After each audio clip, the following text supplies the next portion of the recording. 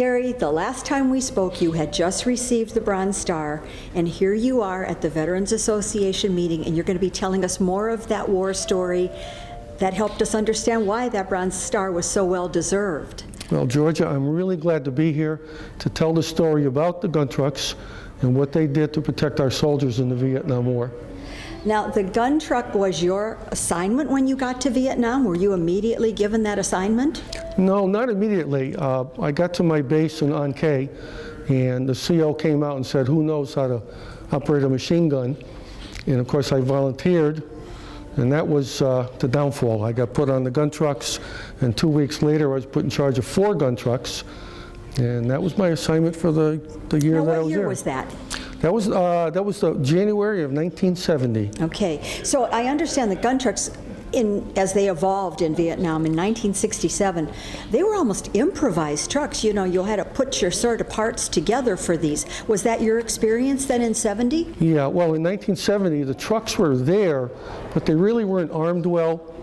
And because I was the NCO IC in charge of the trucks, I got to do whatever I wanted to do with the trucks. So we somehow acquisitioned all the machine guns and stuff for the trucks, and nobody knew we stole them. I mean, borrowed them. Now, gun trucks were intended to be the security response, correct? It was a security response basically for the transport companies that were going up and down the mountains with fuel, food, ammunition, and the Viet Cong figured out, oh, if we stop these guys, then we can stop the war and win it. So that's where gun trucks came in to protect those convoys. All right. Now, the gun trucks, as I've researched, did take a little bit of a personality on their own.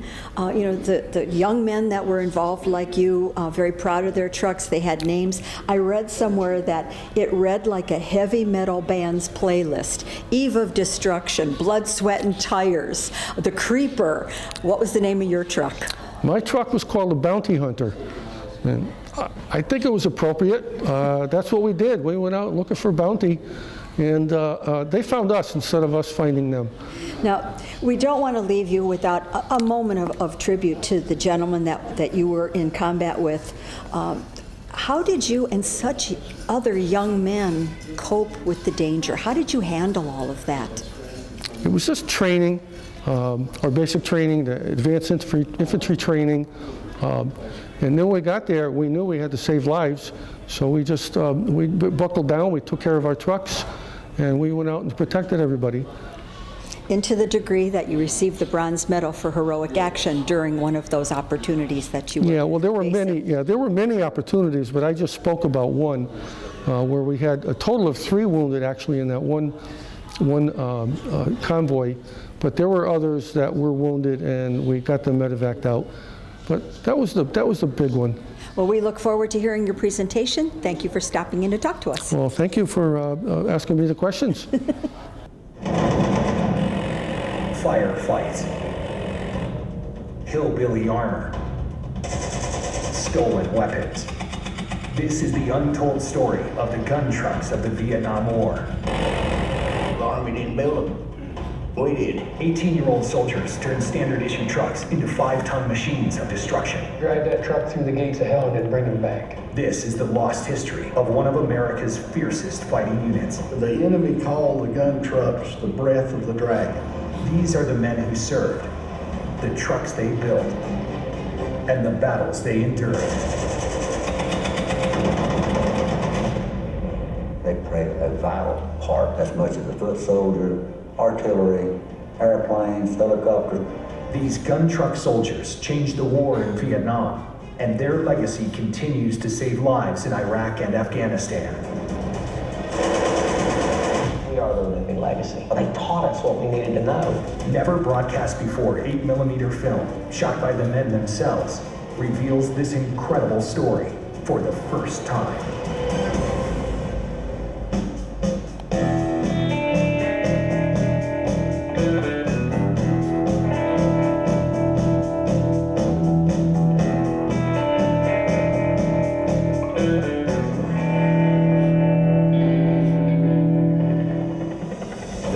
War launches many new weapons of destruction. Today, Most of these weapons are the stuff of legend, from M16 rifles to the Huey helicopters that became an iconic symbol of the war. But there is one weapon created during the Vietnam War that had been lost to history until now: the gun truck. These 8mm films, shot by soldiers, reveal the hidden story of gun trucks. Gun trucks just became a rolling combat unit.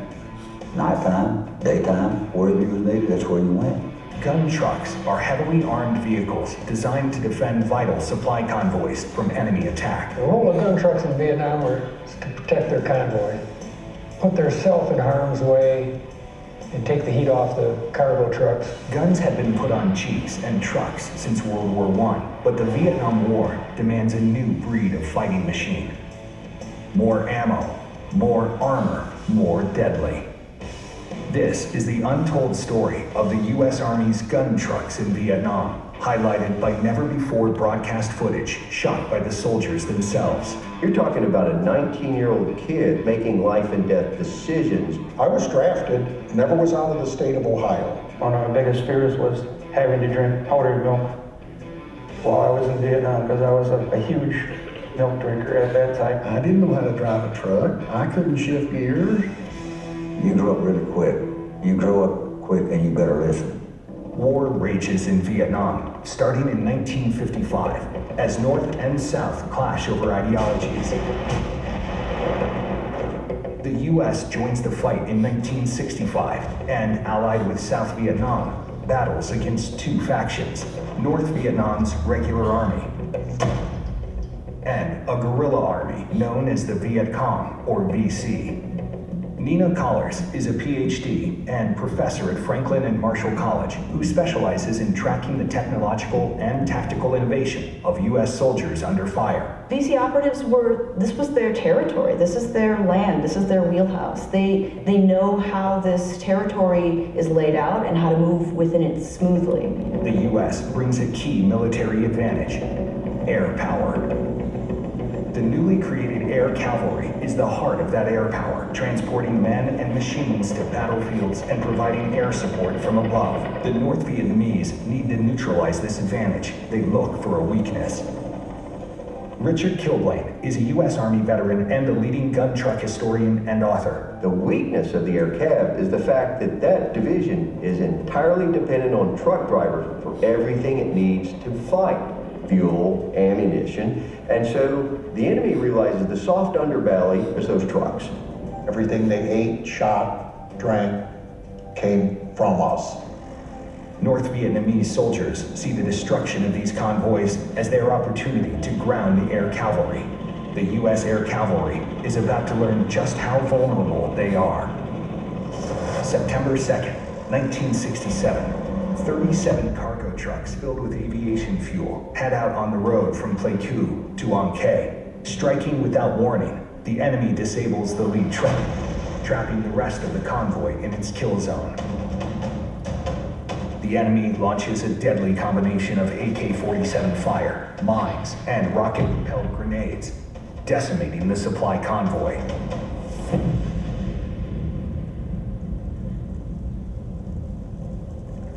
In 10 minutes, the enemy had damaged or destroyed about 31 of those vehicles, killed 7 drivers, and wounded 17. For the first time in U.S. military history, truck drivers are a main enemy target. War has changed. A new weapon of war emerges from tragedy and necessity. A weapon that is built not by the Pentagon, but by 18 and 19-year-old kids trying to keep themselves and their buddies alive: the gun truck. The original gun trucks are 2.5-ton vehicles. When they started building the gun trucks, the most readily available materials would be 2x6s, 2x8s, and sandbags. When it rains, sandbags get real heavy. Dave Kirsten is the president of the Military Veterans Museum in Oshkosh, Wisconsin. They were a mechanical breakdown nightmare, breaking axles, breaking springs. Within months, the 2.5-ton trucks are replaced with 5-ton vehicles, sandbags and wood replaced by steel. The main difference between cargo trucks and the new gun trucks is the gun box, an open area on the back of the truck where the new weaponry is mounted. The non-commissioned officer in charge, or NCOIC, decides what goes into the gun box. Soldiers typically build 2 layered walls of armor around the gun box to protect themselves and their weapons. One of those weapons is the M60, nicknamed the Pig due to its bulky appearance. M60s are the only machine guns the Army authorizes to be used on gun trucks. The M60 machine guns would sweep low. We could practically shoot our own tires out. But gun truck crews know that the fight that lay ahead of them requires something more powerful. Like the M2 Browning machine gun, otherwise known as the 50 or Ma Deuce, which was used extensively during World War II and Korea. If VC was hiding behind a tree and we had an M60, we could pepper the tree and hope he'd step out sooner or later and hit him. With a M2 50 caliber machine gun, we simply cut the tree down. There is one weapon every gun truck soldier wants on his truck, an M134 minigun. The minigun is an electric-powered rotating barrel Gatling-style machine gun built for helicopters and planes. Its multiple barrels allow it a potential per minute firing rate more than 10 times the M60 or 50. Yeah, the minigun, really awesome. That thing is, it'll light you up, man. 50 caliber, that's an awesome weapon. Boom, boom, boom, boom.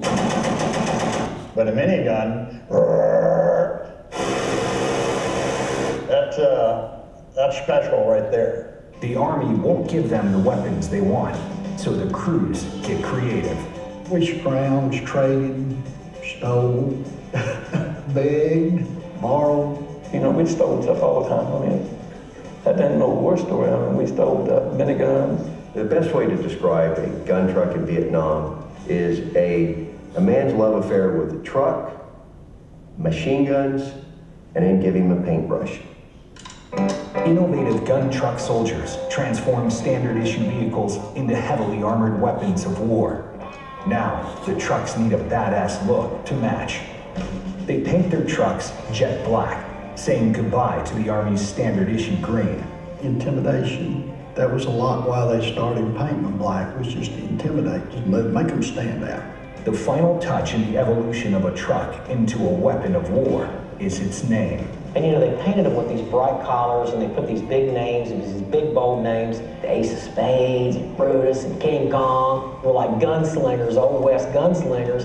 And they're out rolling up and down the road in Vietnam and they're kicking people's asses, you know what I mean? And they're not taking even names. Steve Calibro is the builder and commander of one of the most famous gun trucks from the Vietnam War. I picked out a name for it, and it was from a song that I heard before I went to Vietnam, and it was basically an anti-war song, I guess, is what I'm told now, which I didn't know at the time, but it was the Song of Eve of Destruction by Barry McGuire, and the Eve of Destruction was born. The Eve of Destruction utilizes twin 50s in its initial design. They are mounted at the rear of the gun box. Twin 50s, as the name suggests, are two 50s side by side that fire simultaneously. Nearly every gun truck is destroyed or left behind in Vietnam, except the Eve of Destruction, now proudly displayed in Fort Eustis, Virginia. New generations of American soldiers study the role of gun trucks as part of their training. When we go through our basic officer course, part of it is going through the Transportation Museum, seeing the Eve of Destruction on display in Fort Eustis. 3,000 miles away from Eve of Destruction's final resting place, its creator travels to the location from which he deployed to Vietnam almost 50 years ago. Steve Calibro has been invited to see today's fighting trucks by the new generation of his former unit. Steve is absolutely a living legend of the 523rd Truck Company. The Eve of Destruction and the gun trucks in Vietnam were the prototypes. That was the first truck built that later evolved into what we have today. That gun truck was 523rd's pride gun truck. That was the only gun truck for that year that had twin 50s. I put those in it. They borrowed the twin 50s from a Navy ship, When they weren't looking. Technically borrowing it, yeah. I think it's really important for the soldiers to understand that they're part of something larger than themselves, and they're part of a very impressive lineage. We moved into a brand new building, and the first things to go up on the walls were pictures of the Vietnam-era gun trucks from the 523rd. 50 years after Vietnam, this new generation of gun truck soldiers faces a similar fight in today's Middle East war zones. In the early days of the war in Iraq, gun truck crews are being decimated by an enemy determined to cripple the U.S. war effort. Week after week, month after month, American casualties rise, until one gun truck soldier determines to put a stop to it. I heard you guys really kick some ass over there, and we want to do the same thing. Larry Fayant is a Vietnam War veteran. At the age of 20, Larry is assigned to the 523rd Transportation Unit out of Fort Lewis, Washington.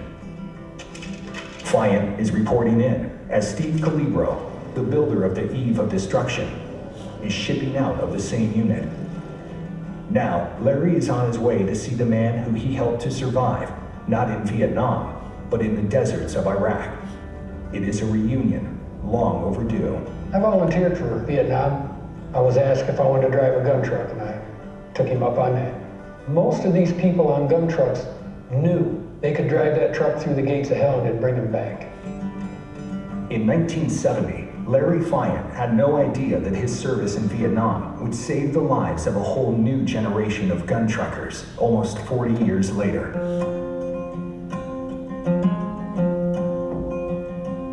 Fayant is at the home of James McCormick.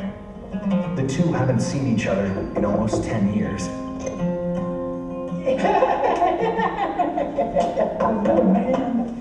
Oh man, you look so good. Look at you. In spite of the danger, soldiers were proud to be part of the crew. It's a privilege just to ride with these men. But I can't wait to see what Sammy has in store at the end of this dirt road. What are we doing here? You think you'd like to be a gun trucker? Absolutely.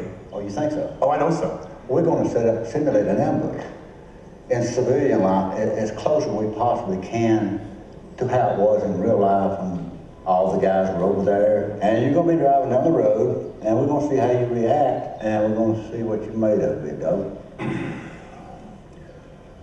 Guess we're going to find out. All right, so we're going into the zone. I don't exactly know what these guys have planned. But what I do know is when Jim calls out contact, it means the enemy has launched an attack. My job will be to lay down retaliatory fire, and fast. Contact! Hit him!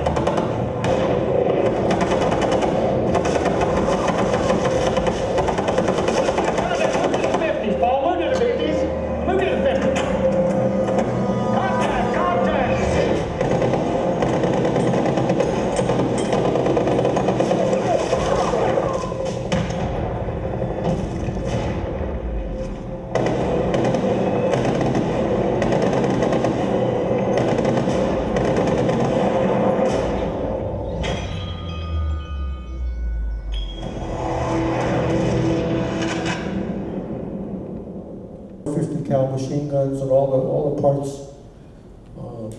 and we installed them in the motor pool, behind the motor pool, and we put the guns on the trucks on homemade tripods, and with the homemade trays to carry the 50 cal, boxes similar to this, 50 caliber. And so some of the trucks had side-mounted 60s, some of the trucks had 50s front and back. My truck ended up with the 50s in the front and 50 in the back, and the two side mounts were for 60 caliber. The floors of those trucks, the original floors were sandbags, and of course when sandbag gets wet, it gets heavy. So our floor was the ammunition. So we probably carried 10,000 rounds of 50 caliber machine gun, and probably 6,000 rounds or more of 60 caliber machine gun, and that's what we worked on. That was our thing. And we had the steel sides were 5/8 inch steel sides that the motor pool did requisition And we did get the sides, and yes, the motor pool welded them together, and they were like, well, you can't see it there because it's a dirty truck, I didn't allow that. But they were like 4x8 sheets of steel, and they just welded them together and welded them to the side of the truck. This was a cargo truck, and then we put steel sides on the they never had the steel sides on the driver's window, so we put the steel sides on the driver window so that incoming stuff wouldn't kill my poor driver. So you go to the next one, my helper.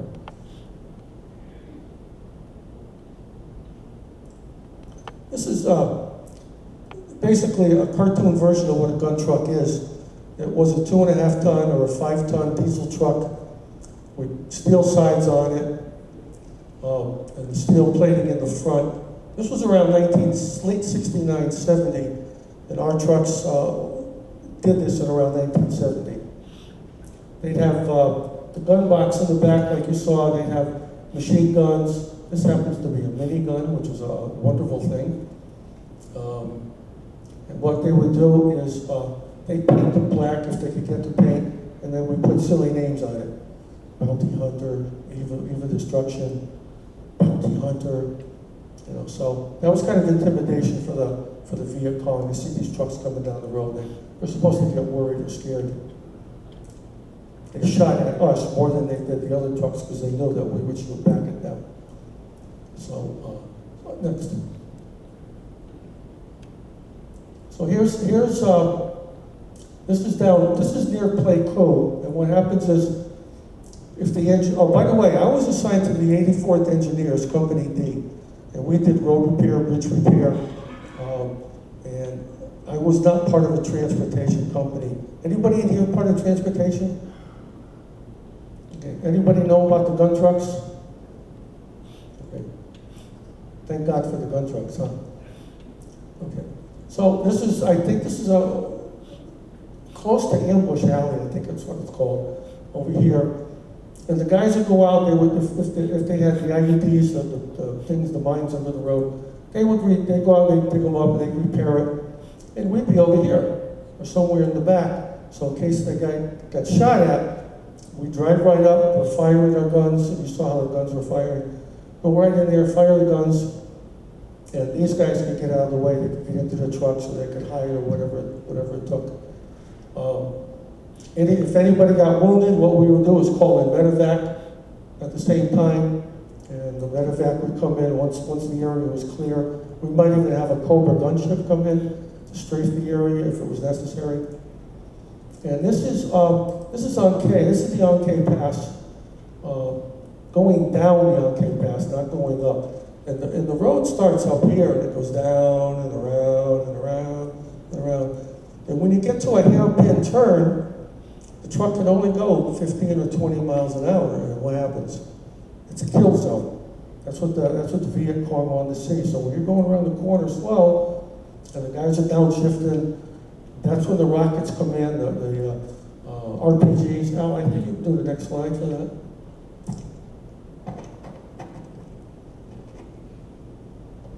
Sorry. Oh, by the way, before you get there, that was my little parakeet bird, by the way. He lasted about six days or so, and I think one of the Vietnamese workers we had in the area probably made quail out of him or something, I'm not sure. Didn't last long. And that's one of our other trucks. That's a 1.5 deuce. That guy's name is Fanny, or Fanny, but we called him Fanny. And he was kind of a really strapped troop. He had tucked in, and he was really, but he was a good shooter, good gunner, knew his guns. Mr. Dennis the Menace doing a nasty flip-off to the devil, and these are the little Viet Cong down here looking up at the whole thing, and I guess they couldn't think of a name, so they had to draw cartoons for it. Next one. All right, here's this guy, I forget his name, probably one of my best gunners on the trucks. He knew the guns in and out, 60s, 50s. He could put them together with his eyes closed. He was a great guy. And that's me, believe it or not, that's me. Oh, wait a minute. Here we go. How's that? That better? All right. The hair's a little different color now. It's not quite as thick. And don't get mad at me when I say this, but I think him and I think we were comparing tans. I don't know if my tan was darker than his tan, but we had a great time. He was fantastic. He was a great guy. But this is in the Yankee Pass. And that's a 60 cal mounted on the deuce and a half. And here's some little stuff that we had here. These are smoke grenades or CN grenades. This is what we had. By the way, it's plastic. Don't everybody run for the door. Okay. But I wanted you to see it. It's a smoke grenade. Let's say we had to bring a medevac or something. The pilot would say, you got any red smoke? Oop, yeah. You throw the red smoke out. This way, he knows that it's not the Viet Cong that's going to take him out landing. So we had different ones. And there was also CN gas in there. It's like tear gas that if we're going up, if you could, well, you see the downhill there, we could actually take these things, throw them out the truck, and it would go down into the lower portion of the area. And if anybody was there, Charlie would be there, the Viet Cong would be there, and we could smoke them out, shoot them. So, go on now. Thank you. Oh, RPGs. Anybody seen one of those lately? That's what they're using overseas right now. These have been around, I think, I don't know, since the Bible was written. These have been around a long time. And I think they're Russian made. I'm not quite sure about that. But this is what they shot at us. They would shoot the RPGs at the first truck in the convoy, or the second, or us. Sometimes us. I didn't like that. And so they want to stop the first truck in the convoy. Once you stop the first truck, everything else stops. So as soon as a rocket came in, either over the radio or somebody would yell, contact, that's when we came in, wherever we were positioned. So if it was a small convoy, like 20, 25 trucks, so after four trucks, there'll be a gun truck. After another 4 trucks, there'll be a gun truck.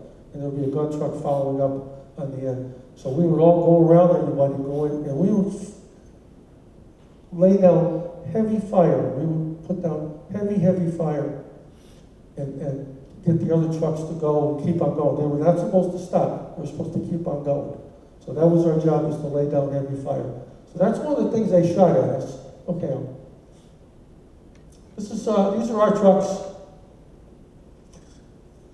This was my girlfriend right here. Love her to death. La Deuce.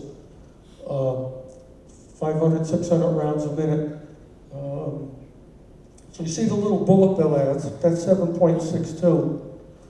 And if we compare the rounds, 7.62 to 50 caliber. You can pass this around if you want. It's not real. It's real, but I shot it. But we would shoot 50 caliber, and the only thing we could get, by the way, we never got tracer rounds. We got incinerator rounds or blue tips. And so, if we shot a VC with an incinerator round, we not only shot him, but we cauterized him at the same time. I mean, he's down, but he's not bleeding because all the smoke is coming out. So that's a 50 cal as compared to a 7.62 millimeter. Here's my other favorite girlfriend, was the minigun. The minigun, I'll tell you a quick story. One day we're in the compound, and we're cleaning the guns and stuff, and a Jeep pulls up next to my gun truck. And he says, hey, Sarge, what? Look down at him. Guess what we got? I don't want to know. Don't tell me. He says, yeah, look, and he opens up the crate. They had the minigun. I said, I'm going to jail. I know I'm going to jail. Where'd you get that? Well, we went to Air Cav across the river, and we were just driving around, and it was just laying there. And they stole the minigun, the belt tray, the feeder tray, the whole 9 yards, just in the back of this Jeep. And he said, don't tell anybody. Here, take this truck and drive around behind the motor pool and put it in. And they did. They worked all night. They installed that minigun in one night at the motor pool. And they had me go test fire it the next day. And if you test fire a minigun, you hold on to it. And you push the button and it goes, wah, right? And the barrel lifts up a little, and I was aiming at a tree that was about the size of that, whatever that is over there, a trash can or something. The tree went, the tree just fell down. We just cut it right in half in about a second and a half of ammunition. This gun was set to fire at 3,000 rounds a minute. I think that's like 6 rounds per barrel per second or something like that. It's insane. It's totally insane. So, and over here, every truck was equipped. We had law rockets. It's not called the laws. It's a law rocket. It's light anti-tank weapon. I think that's what it was. A law. So law rockets. We had in each truck. We had at least 6 law rockets in each truck. We had probably 2 dozen of those canisters.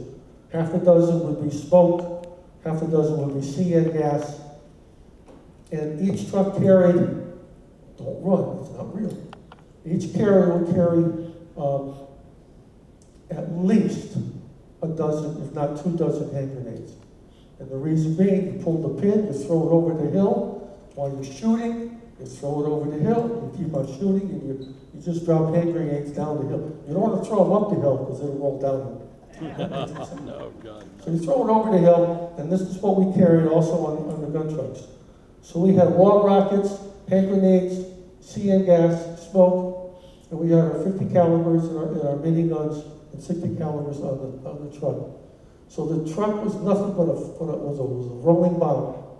And if we got hit, of course, that would be the end of it. It would just explode, and we wouldn't have anything left. Okay.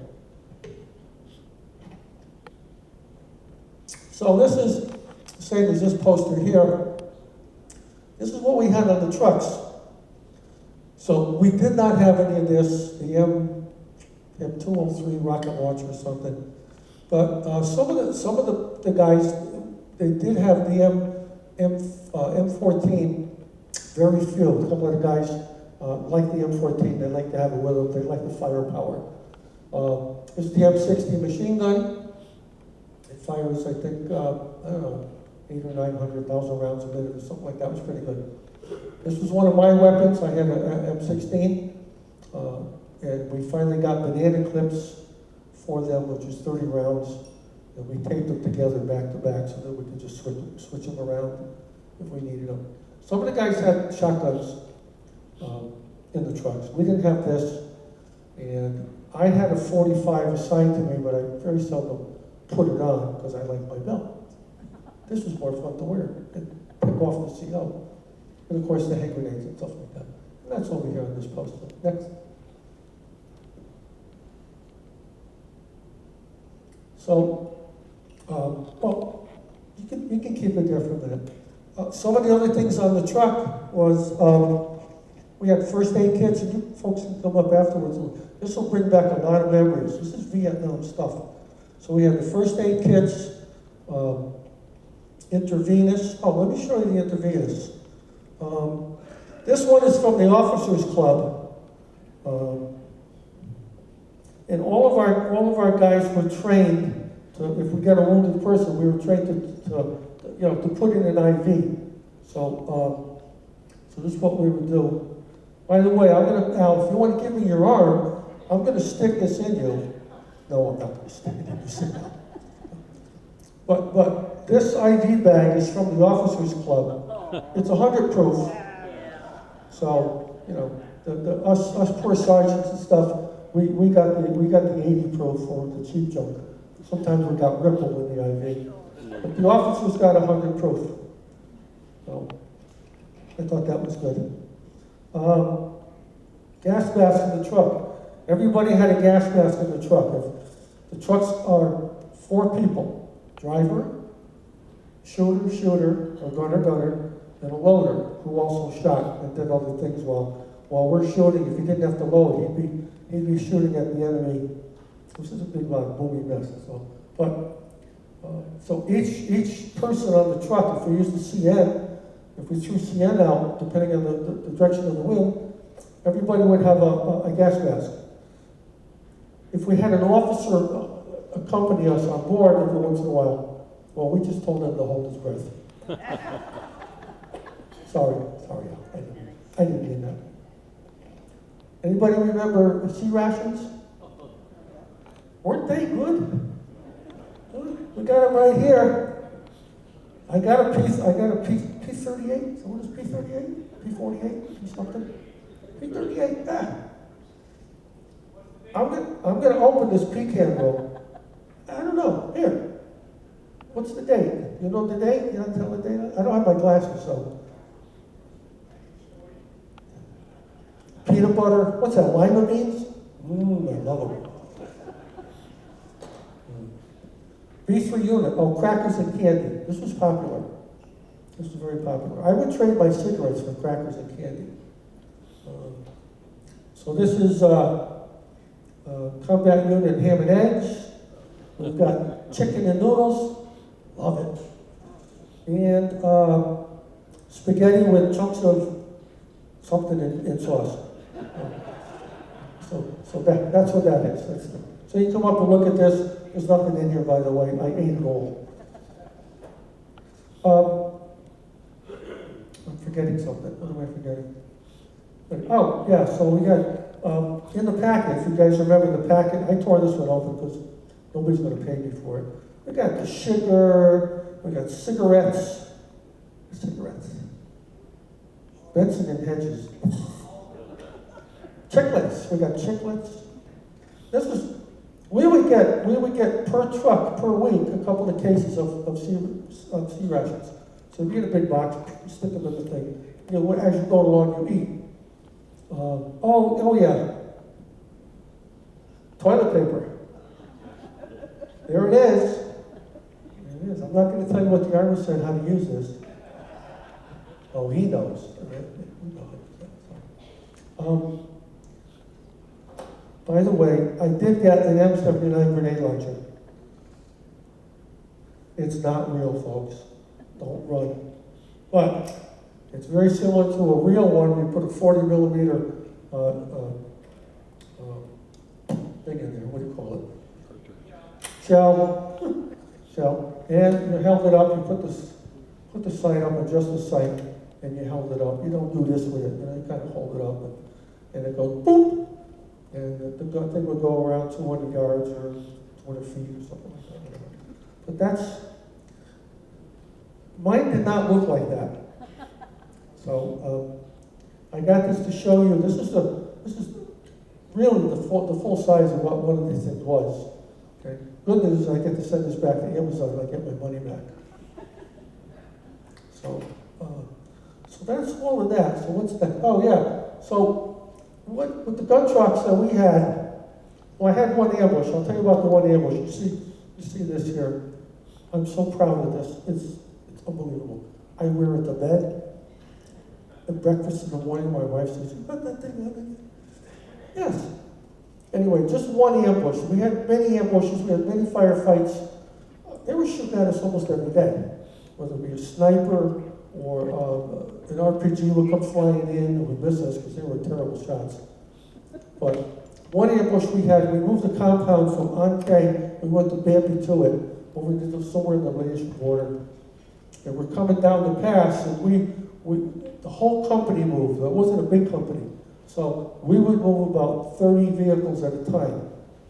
Fuel trucks, bulldozers, bucket loaders, since we're engineers. So on the first pass down, they threw the RPGs, they threw everything at us. Machine gun, AK-47, machine guns, the whole 9 yards was thrown at us. And we fought. I thought it was 4 or 5 or 6 minutes, but I think it was probably longer than that. But I was so pumped up on adrenaline and I was scared. I was really scared. And we were just fighting and shooting everywhere. Got the whole convoy down the bottom. And our CO was so happy to see us that we made it through that ambush. And that was a bad area. And he said, well, we're going to put your whole team in for the Bronze Star for valor. And so I never saw it. They sent me home. And I have to thank the association for finally getting me my Bronze Star.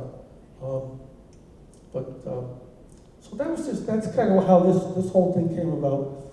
But what happens is, they came to the gun trucks, or the gun truckers, and they found out what they were doing, and how they were doing it, and how were they going into an ambush situation, and this is what they have now. If I had that back in Vietnam, nobody would attack us. Nobody would come after us. They'd be scared to death. So that's pretty much it. Al, I'm going to save the ID for you later on. Oh yeah, we have some, did everybody get a raffle ticket? Who did not get a raffle ticket? So we have, where's our rafflers? There's one person back there didn't get a raffle ticket. Why are you doing that? Go ahead, Rick. Just raise your hand if you didn't get the raffle ticket.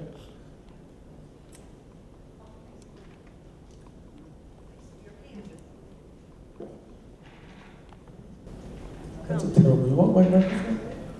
I think I got it. The one thing that I find interesting, and you heard Terry talking about it, and it was mentioned in the film there, is how the folks in the global war on terror reached back to the Vietnam experience.